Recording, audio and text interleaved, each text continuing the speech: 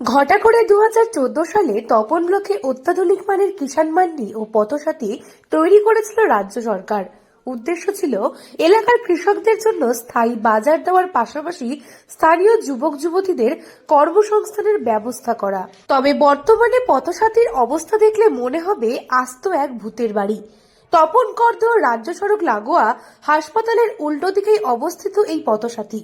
আধুনিক পরিকাঠামোযুক্ত সুসজ্জিত একটা সময়ে জনকোলাহলে মুখরিত পথসাথী বর্তমানে আগাছার আস্তরণে মুখ ঢেকেছে। পথসাথী এটা লকডাউনের সময় থেকে বন্ধ হয়ে গেছে, আগে চলছিল ভিড় হতো।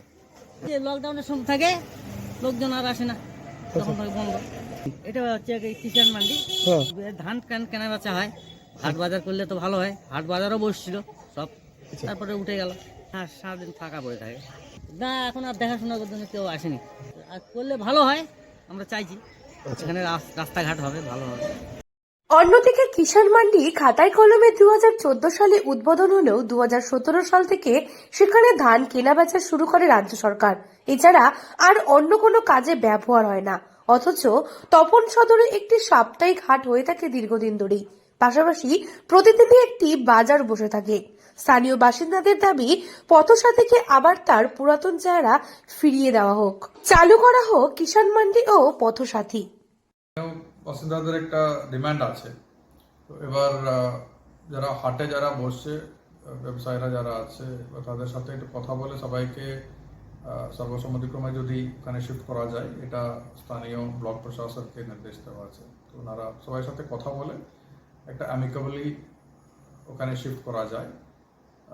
এগেন স্থানীয় বাসিন্দাদেরও একটা মতামত নিয়ে এটা একটা প্রচেষ্টা চলছে। আশা করছি এটা পেয়ে যাবে। শুনেছি কোভিডের পরে ওটা বন্ধ আছে, তারও একটা মানে এফোর্ট চলছে ওটা কি করে কাজে লাগানো যায়, এটা চালানোর জন্য কোনো যেভাবে আমাদের অন্যান্য পথসাথীগুলো চলছে প্রতিরামে ভালো করে চলছে, ওই সেই মডেলে চালানোর জন্য একটা চেষ্টা চলছে। তপন হাসপাতালের ঠিক উল্টো দিকেই তপন করদহ রোডের সঙ্গে তৈরি করা হয়েছিল কর্মসংস্থানের উদ্দেশ্যে 2020 সালে করোনার রোগী এই পথসাথীতে রাখা হয়। তারপর থেকেই বন্ধ রয়েছে পথসাথী, যার ফলে উন্নত পরিকাঠামোযুক্ত পথসাথীকে এখন ভুতুড়ে বাড়ি বলে মনে হয়। তপন এলাকার নিত্যদিনের বাজারের পাশাপাশি সাপ্তাহিক হাটকে তুলে নিয়ে এসে কিষাণ মান্ডি চালু করা হয় এবং খুব সাফল্যের সঙ্গেই সেই সাপ্তাহিক হাট ও নৈমিত্তিক বাজার চলেছে বেশ কিছুদিন, কিন্তু এরপরই ছন্দপতন ঘটে। এরপরে আর নতুন করে পথসাথী বা কিষাণ মান্ডিতে বাজার চালু করার উদ্যোগ নেওয়া হয়নি প্রশাসনের পক্ষ থেকে। এটা কিষাণ মান্ডি, এখানে বাজার লাগতো। আগে প্রথমে বাজার লাগতো, সরকারি হাট লাগতো শনিবার বুধবারে করে। সে 4 সপ্তাহ মতো চলছিল ভালো হাটটা। তারপরে বাজার কিছুদিন ছিল, কিছুদিন থাকার পরে বেচা কিনা হয় না, লোকজন আসে না, সেই জন্য সব আপন আপন তুলে চলে গেল। আর আমরা কিষাণ মান্ডির রাস্তার ধারে আমাদের এমনি বস্তির দোকান, সেই দোকানপাটে আমরা এখনো বসে আছি।